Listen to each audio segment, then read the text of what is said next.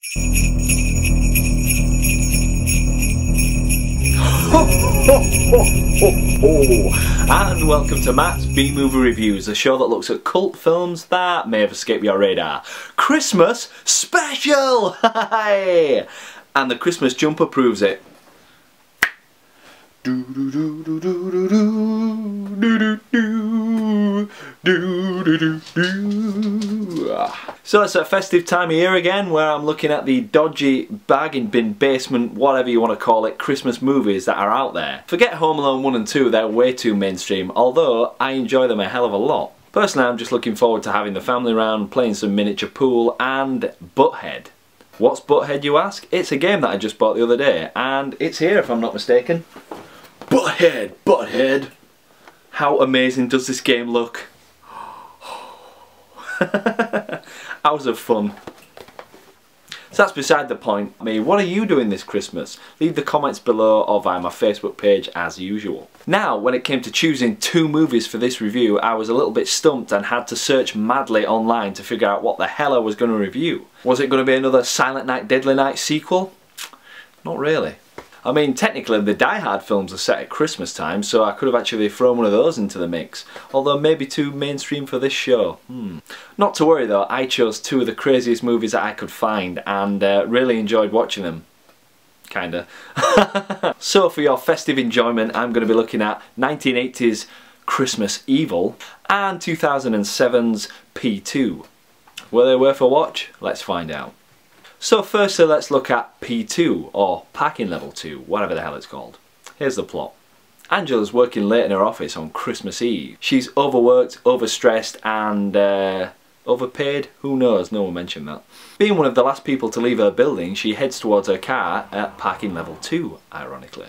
Unfortunately, the battery is dead, or so it seems at first. She soon calls on the friendly security guard who's got a little office in Packing Level to help her out. Unfortunately, she doesn't realise Thomas, the innocent looking security guard, is actually obsessed with her and has already planned their night meticulously. Can Angela fight back against Thomas and escape the Packing Level, or will Thomas play out his ultimate fantasy? Now, I first saw this movie back in cinemas when it first came out, and I didn't have too many memories of it. The only thing I recall with any clarity was when Thomas chloroforms Angela and she starts to wake up all groggy and drowsy. As she opens her eyes, he's dressed fully in the Santa Claus suit and goes, ho ho ho ho, which was hilarious in the cinema. Now it stars the crazy-eyed guy from American Beauty, and I've also seen him more recently in the Stephen King low-budget adaptation of Dolan's Cadillac, which was pretty good. In this movie, I felt like he was really channeling a young Bruce Campbell, and I really liked that in his performance. He was off the wall in one scene, wacky in the next, straight-laced in the other one. It really added levels to his psychotic breakdown that he has over the film. You see, it's all Angela's fault for not wanting to stay for dinner. And the ultimate scene that really proves his insanity is where he puts on an Elvis track, Blue Christmas in case you're wondering, and proceeds to gyrate and sing and dance whilst looking at the security monitors, and you can see Angela huddled in a corner scared and lying in the darkness, freezing cold. This guy is absolutely nuts. Although it is a pretty good Elvis cover. I'll be so blue Christmas without you. Thank you very much. What makes that even more hilarious is that my mum absolutely hates Elvis, so Merry Christmas, Mum! Oh dear, I'll be in for some stick for that. The actress who plays Angela, I'm not sure of her name, I'll probably put it on screen now. Bing!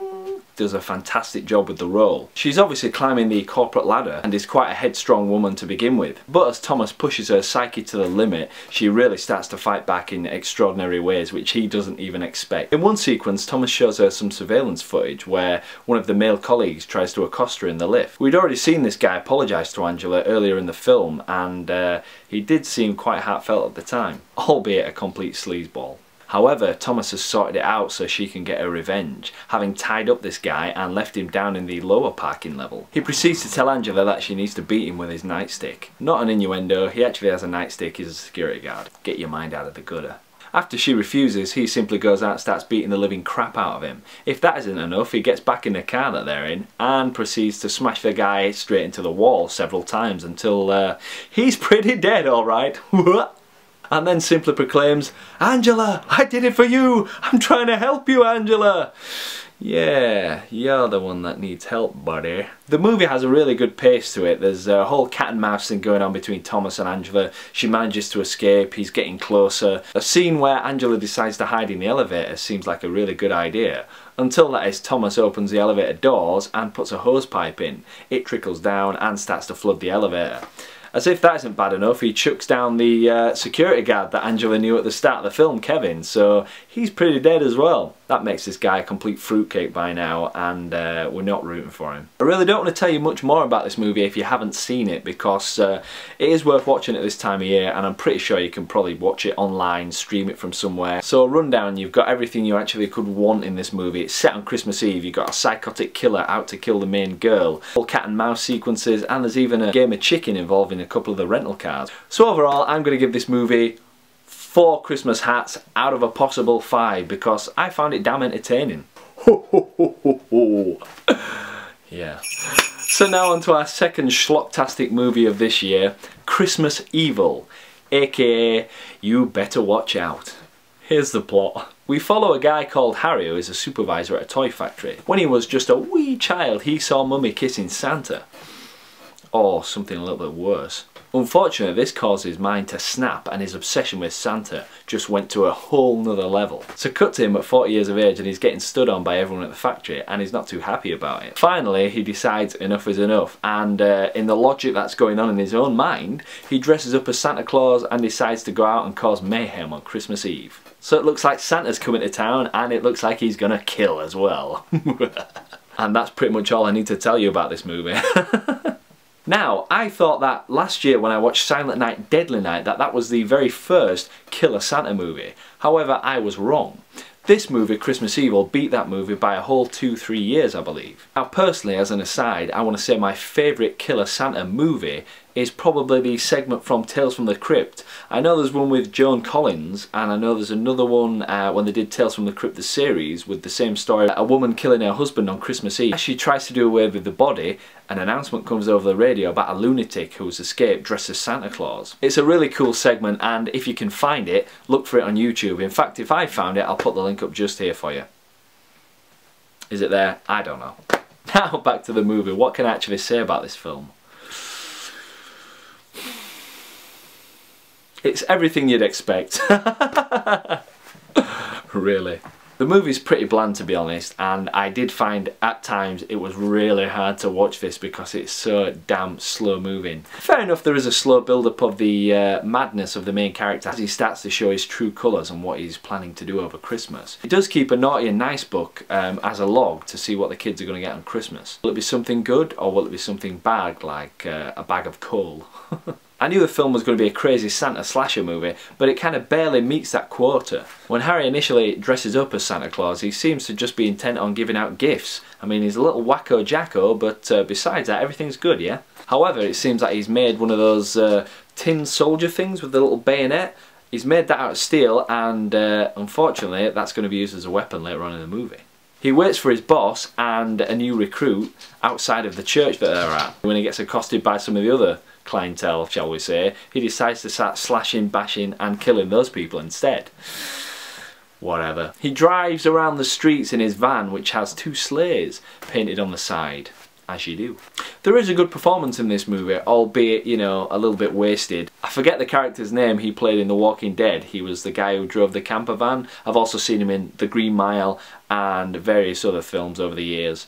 He plays Harry's younger brother Phil, I believe, and he worries about his brother quite a lot, which is understandable. Hilariously though, at the end of the movie when Harry comes to him for help, dressed as Santa Claus, and it's apparent that he is the Santa killer, dubbed by the media, he proceeds to throttle his brother and actually almost succeeds in killing him. Which kind of goes against the whole brotherly love thing. You know, it was a very uneven tone and it made me laugh out loud. In fact, there's a lot to laugh at in this movie and it's not intentional. One scene that involves Harry being chased by an angry mob. They even have lighted torches. I don't think they had pitchforks, but they weren't far off. It was just a step too far in this complete madness of a movie. On top of that, it has the most ludicrous ending that I've ever seen.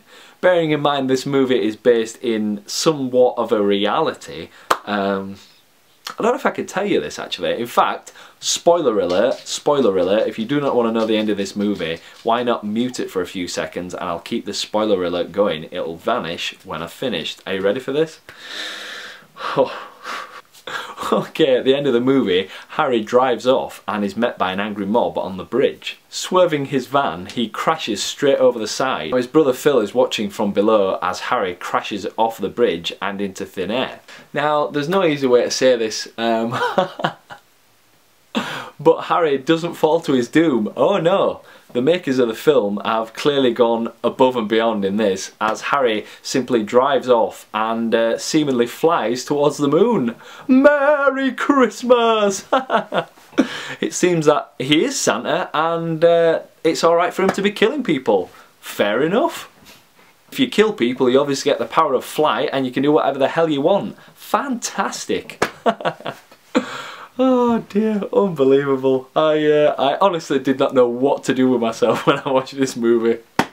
In fact, if you want to see that clip or you want to see the entire movie, it is on YouTube. Yes, it's on YouTube. So here is the link. Please watch it. And if you want to see that scene, click to the end and, you know, shake your head in disbelief. Oh dear. So what else can I say about this movie? It meets its Christmas quota. It has everything in that you need, I suppose. Watch it for a laugh. If you've got some ironing to do, click it on and put it in the background. That is my recommendation. Personally, I'm going to give this movie 1 Santa hat out of a possible 5 because it's just so damn bland. Well, that's it. There's your 2 movies for this year. What am I going to be watching? Let me think. I might actually get my hands on Silent Night, Deadly Night 2 because I'm slightly intrigued, although I think I know what I'm in for, to be honest. I'm not actually sure what other Christmas movies are out there that I kind of want to see. If you know any good ones, please leave them in the comments below and I'll get back to you if I have seen them. But off the top of my head now, I cannot think of a single one. Oh, actually, saying that, what did I watch the other day? Arnie playing Radioactive Man. Actually, no, he plays Turbo Man in Jingle All the Way. I quite enjoy that. That's a guilty pleasure of mine. So that's it for another year. I want to wish you a Merry Christmas and a Happy New Year. And just have a fantastic time. All the best. I'll be so blue at Christmas. First up, Silent Night. Here's the plot. On Christmas Eve, little Billy is on his way home with the family when they're stopped on the road by a man dressed as Santa Claus. However, this Santa Claus is nice and proceeds to murder his entire family in front of Billy's eyes, which leaves him in terrible fear of As Billy grows up, his fear gets worse and worse. He gets a job at a local toy store years later.